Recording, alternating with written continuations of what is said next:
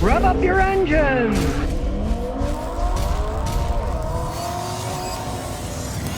Now here's one that has me scratching my head. GM is now partnering with Hyundai to develop new cars. Now, if you remember back in the past, I called the merger of Chrysler, Fiat, and Peugeot, which is Stellantis, the Three Stooges. Three failing companies get together, right? Well, I guess I would call the GM Honda partnership the Two Stooges.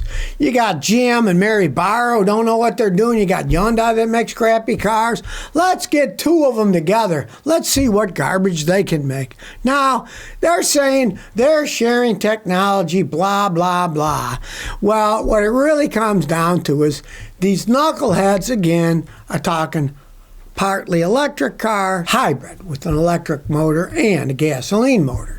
And that's because, let's face the facts, if you know anything about cars, Hyundai's been making hybrid cars for quite some time. I've worked on them, I've driven them, rented them as cars 8 years ago. They've been making them a while. GM really doesn't do that much with hybrids. They're kind of lagging behind. So, they claim they're going to have unique interiors and exteriors, but we all know what that means. Basically, they'll be rebadged cars. So, GM will probably be selling rebadged Hyundais, is what it'll probably come out to. They're saying that a lot of this collaboration will be outside of North America. Only one, an electric commercial van, will be slated for buyers in the United States. So, GM pretty much knows they failed. They gave up with their Ultium battery system. They're not even calling it Ultium anymore, right? And here's what GM's senior vice president says. By partnering together, GM and Hyundai will bring more choice to our customers faster and at lower cost. Okay, so they're going to bring Korean vehicles faster and cheaper because, it's cheaper to make them there. They're cheaper made cars. But do you want to buy one of these? Pretty much, I tell people, I wouldn't buy a GM vehicle. I wouldn't buy a Hyundai. So I'm certainly not going to buy one that's a combination of the two, especially if it's an electric vehicle. Now, as it stands today, they claim they're going to have 5 vehicles they're going to work on together. A compact and mid-sized truck, a compact SUV, a compact car, and the electric work van. They started engineering for Central and South America. This could take quite some time to actually pan out, but all I gotta say is 2 wrongs don't make a right. GM and Hyundai, they're keeping their own names though. At least it's not like Stellantis where they took a name and they combined 3 of them. It's still 2 separate stooges. Well, yet another electric vehicle, all-electric EV, is being axed from the United States. They're not going to sell them anymore. The Genesis electrified G80 is now no longer to be sold in the United States. Now, it was supposed to get a refresh in 2026 with the 5-inch longer wheelbase and some other stuff, but they're not going to bring it in. No surprise, though, because in the first half of 2025 in the United States, 6 months, they only sold 77 of these electric Genesis. So no wonder they're discontinued. They're not going to make any money selling small amounts like that. Genesis responded by saying, quote, "We remain flexible as we adapt to the ever-changing consumer needs and market conditions." Let's shorten that to, nobody was buying the stupid things, so we're not selling them anymore. Yes, the rats are indeed jumping off the electric car market in droves in the United States. The latest one to be knocked off was the electric Genesis. I mean, if you only sell 77 units in half a year in the United States, that's pretty much telling you it's a massive failure, right? And there's certainly going to be more to follow as time goes on, with people realizing these electric vehicles, they're not ready for prime time. Well, in an interview, the Treasury Secretary pretty much admitted that Trump's tariffs are paid for by Americans, by us consumers, right? So let's see what happens in the future. I'll be a futurist. Is he going to be fired by Trump? It'll be hilarious if he is. Treasury Secretary Scott Bessent appeared on MSNBC, where he gently was coaxed into admitting that while the government might rake in plenty, American businesses and consumers are the ones paying the taxes, ultimately. Because let's face the fact, things are imported. The people who are importing them have to pay the tariff. Now, it hasn't really hit yet because a lot of people are still buying the old stuff that was already here in the country. When they run out of the stock and they got to sell you the stuff they brought in, that's been tariffed, believe you me, the prices will go up and we'll be paying for it. The interviewer says, hey, say you're bringing a Brazilian product in and they're paying 50% of the Treasury. So who writes the check? Well, that's what he asked Besant. Besant first said, well, they could be replaced with substitutes from other nations, blah, blah, blah, blah, blah. But he finally admitted the check is written by the person who receives it at the dock in the U.S. So the tariff's paid in this country by the importer, is that right? And then he says, at the dock. And Besant said, yes. And the importer can pass it on or not. Well, of course they're going to pass it on. Do people understand anything about retail businesses? Retail businesses are in a pretty tight squeeze. Their profit margin isn't that much. I've seen some that was 4%, some that were 7%. If there is a 50% tariff on something coming from Brazil, guess what? They got to raise the price. They can't sell it at a loss or they'll go out of business. So the interesting thing is, okay, is this guy going to get fired by Trump now for saying this? It'll be interesting to see. Is somebody telling him about the MSNBC story? If they are, it wouldn't shock me at all if he fired the guy for saying that, you know?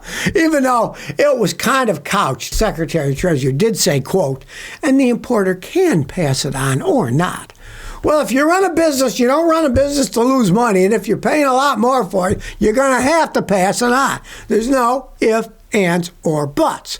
Tariffs are ultimately a tariff that is paid as a tax on us as consumers, right? Say you're going to buy a car. If it had a 15% tariff on it, hey, they're selling you that car. You don't think they're going to put that on the price of the car? Of course they are.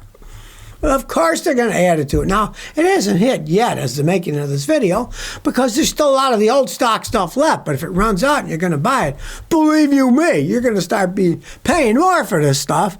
And just like paying a tax to the government, only instead of paying it directly to the IRS, you're paying it at the store you bought it, and then the store, through the importers, they paid the extra money that way. And the money goes what?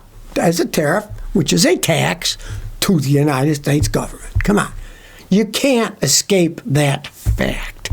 You just can't. Now, here's another reason you don't want to drive electrified cars through car washes. Got this email from Jack McIntosh, and he says, I got this warning light on my 2021 Toyota Hybrid Venza.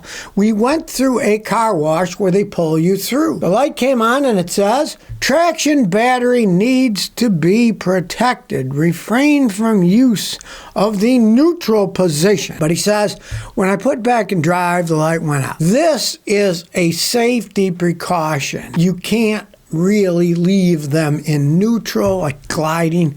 You know, back in the day when I was a kid, a lot of guys wanted to save gas mileage, or their kids, they had no money, so they glide a lot. They'd put the car in neutral and they glide around to use less gas, right? Well, you don't want to do it in any hybrid vehicle. It's not designed for that, right?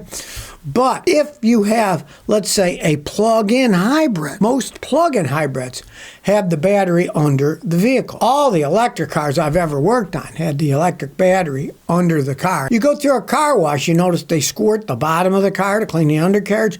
It will often get water in and damage or even eventually destroy the electric battery and all the electrical equipment that's down there on top of the battery.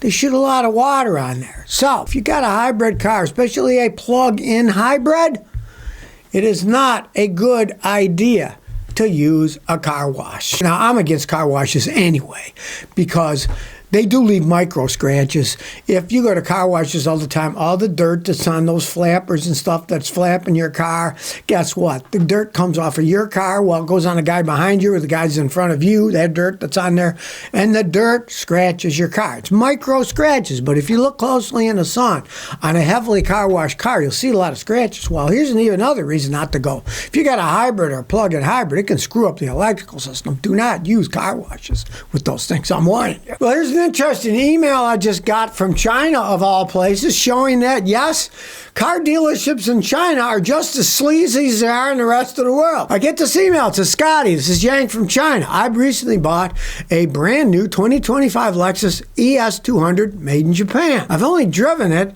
3,000 miles. No accidents, it's garage, no scratches, and I got a warning system that says a faulty BSM sensor. I drove back to the dealer, they took the rear bumper off, and they said, oh, there's some rust inside, but that's normal. I'm going to replace the broken sensor, but I'm not going to fix anything else, and it might break again. They won't fix my tail light, even though they think it's been damaged. They're saying, oh, no, we're not going to replace it. So I called Lexus China's headquarters and got a reply saying the dealer's judgment represents Lexus factory and it is final, and that the dealerships are partners, not subsidiaries, so Lexus can't force them to enforce a warranty. So even in China, the Lexus dealers are screwing over their clients because I guess it's the same setup as here. You go to any car dealership, right?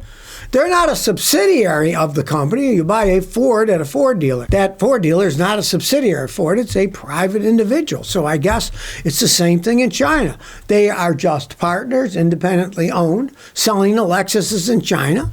And Lexus of China, their headquarters, said, no, that whatever they say goes because they say what's going on. We don't have anything to do with it. They're our partners, but it's their decision. So even in communist China, the dealerships are screwing people over. It's a worldwide phenomenon, people. I'm sure that guy paid a lot of money in China for his Lexus, right? They're not giving them away. They're probably really expensive in China. And they wouldn't even satisfy the poor guy. And then Lexus headquarters says, well, we don't own that. They're individually owned. So whatever they say goes. We can't do anything about it.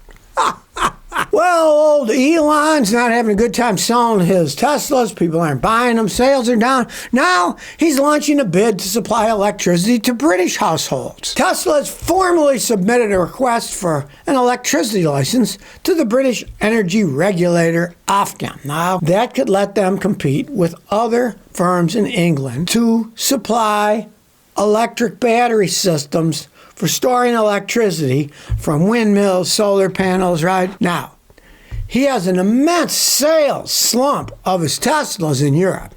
Believe it or not, Tesla sales in the United Kingdom fell 60%, but they only sold 987 of them. So it's not like they sold a bunch even to begin with, right? Now in Germany, it's down 55% from the same month. And they only sold a little over 1,000 there, so 987 versus 1,100. They're not selling that many anyways. So a lot of the stuff where they're saying, oh yeah, the sales are down on these percentages, they never did buy that many of these Teslas anyways. So now they're trying to sell their battery systems. They have to go through all the British rigmarole, the giant British bureaucracy to be allowed to sell these battery systems, right, for battery storage and for solar systems. Elon did have that big solar thing with his brother, and their solar thing has kind of gone down the toilet too, but their battery storage thing is going all old. So, and he wants to do business in England now. Hey, if he thinks there's regulations in the United States, he's going to find out what it's like in Great Britain.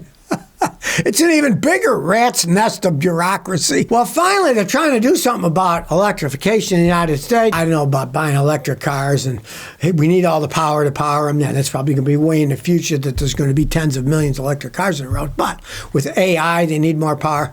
Well, finally, the U.S. is now saying we can get 7% more nuclear power by restarting ones we shut down and by upgrading the ones that are already there.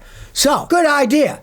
But that's only 7% more power. That isn't all that much. We need a lot more than that. But it turns out that restarting and upgrading could hike the United States nuclear power capacity by 7 gigawatts by the end of the decade.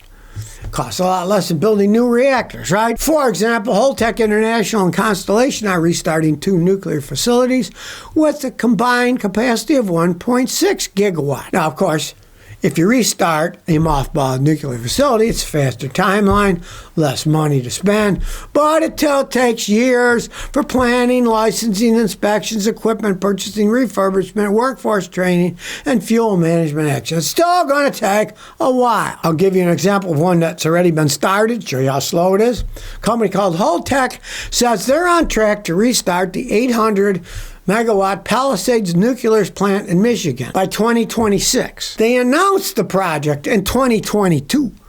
So that's 4 years they've been working on it. It takes time to do this stuff. So people need to get their butt in gear and actually start doing this stuff. So there's real power and not, we're going to have fusion. Yeah. There's not a single actual fusion plant in the world that's creating any amount of electricity that people are using. They're all experimental. So, hey, that's going to be so far in the future if it ever even happens. They need to get in their gear and start doing stuff like this. Get the old ones going. Fix them up. Get ones that are ready, run them. Upgrade them so they can make more power, so they can last longer. Because the power is needed now, not in the future. So if you never want to miss another one of my new car repair videos, remember to ring that bell.